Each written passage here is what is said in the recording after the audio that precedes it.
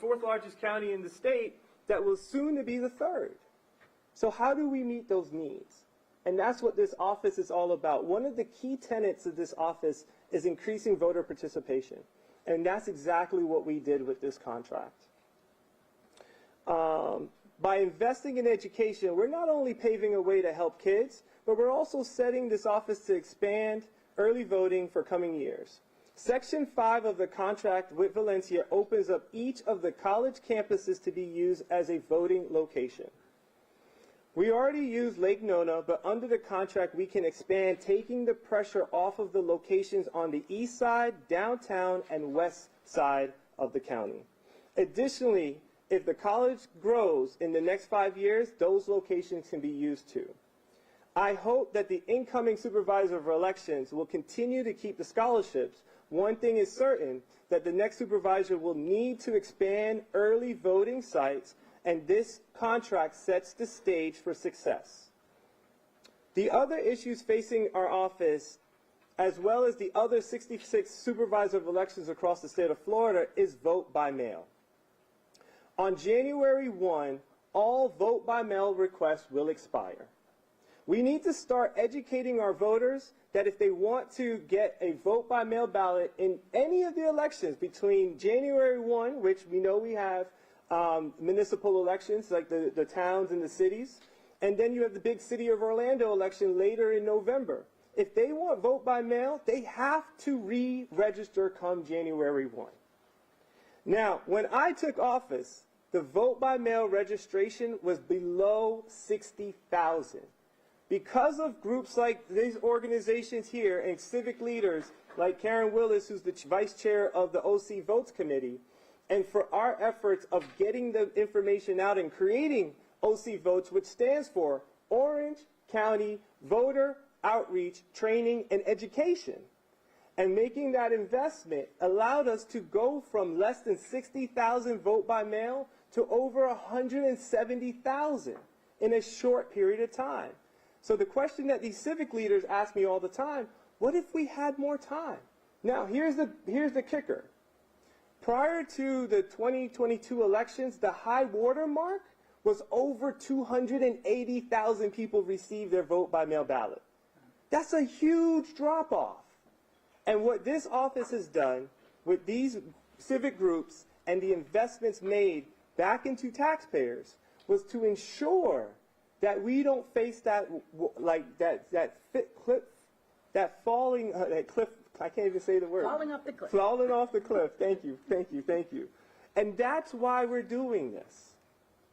So it's super important that as this office, who has a mission and has a vision, but more importantly, has a responsibility to Orange County taxpayers, this is what we're doing. We're taking tax dollars, reinvesting back into civic groups, and making sure that Orange County voters' voice is heard, not just in this past election, but for every future election moving forward.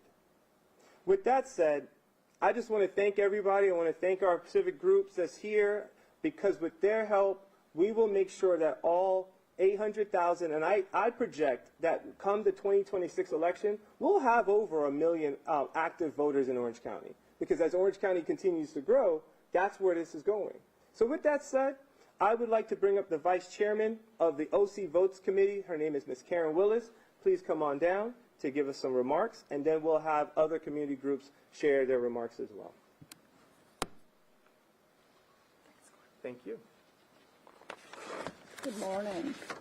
Let me start by saying I've been a precinct worker and clerk since about the last 20 years. I moved to Florida in 98 and became very active in my community. And one of the things that I saw was every time we had an election, we had a lot of turnover in people who were doing the election, and that really made a difference in trying to make elections run very smoothly.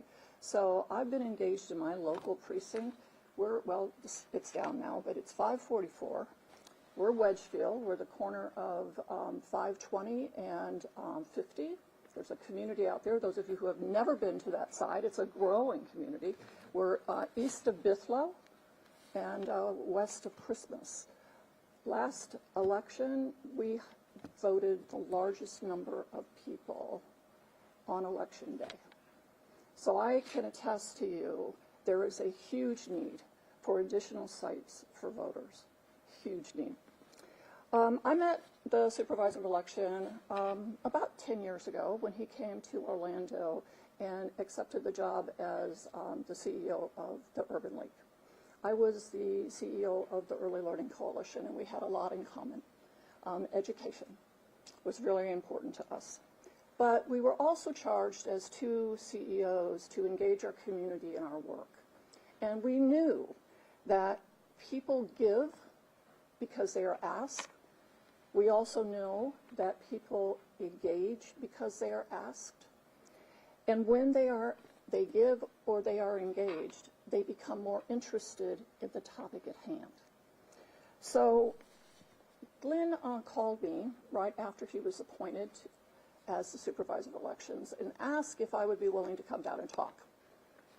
If you know Glenn, you have to say yes to that, but you also have to be careful because he's going to volunteer you for a lot of things. One was to pick my brain about what could we do to better engage our community in the issue of voting. The other part was, and if we do something, will you co-chair it? To which I said, okay, let's brainstorm. And that became the beginning of OC Votes. How do we bring community organizations into this extremely important process of engaging our community in democracy? So it was, we know a lot of people out in the community, a lot of people who would be very interested in being part of helping people understand the whole political process and being the ones that ask. Because somebody who you know who asks is a lot more dynamic than trying to get it from the supervisor's office. There's only so much the supervisor's office can do. So then we talked a little bit about how do you engage young people, the next generation of voters.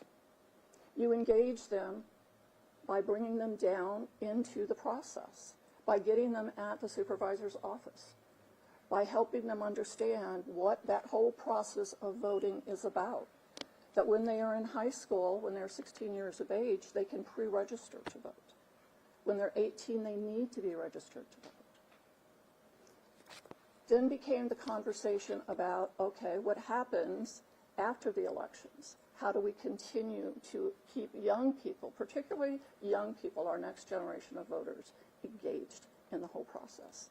And that became a conversation about college opportunities, internships, just a whole litany of opportunities to keep our community engaged in the election process. Glenn had mentioned that Senate Bill 90 eliminated the vote by mail. This has been a real huge issue for our community and across the state of Florida. If we did not do something to engage community groups in this whole process, folks who have access to folks that the supervisor's office does not have access to, we're going to potentially lose voters, because not everybody wants to come down the day of election and not everybody wants to stand in line at early voting. I don't know the exact number of vote by mails that were returned this last election, but it was huge, a huge number of people, because it's always been large. It is one of the main ways that people vote. So that was extremely important. Avoiding long lines, as I mentioned, we voted the largest number of people. We voted almost 1,900 people. And from 7 o'clock in the morning, well, our doors were open until about 9:30, until we could get everybody through the process, but almost 1,900 people. If we did not have the opportunity for people to send in their vote by mail, there were almost 2,000 residents in our precinct that voted by mail that would have been potentially coming down that day, or we would have lost their vote. So community engagement is extremely important in this whole process. The team that Glenn put together, the board that Glenn put together, is really representative of folks who, like me, are very interested in the community and very interested in the process of voting. They have their own stories, and I would encourage you to reach out to any of them because they would be happy to talk about why they're engaged in this process. So the partnering with our outside groups have really become a force multiplier so that we're able to reach more people in a timely fashion. I'd like to just say one thing in closing before I ask our two groups here to speak, but we allocated $1 million to this effort.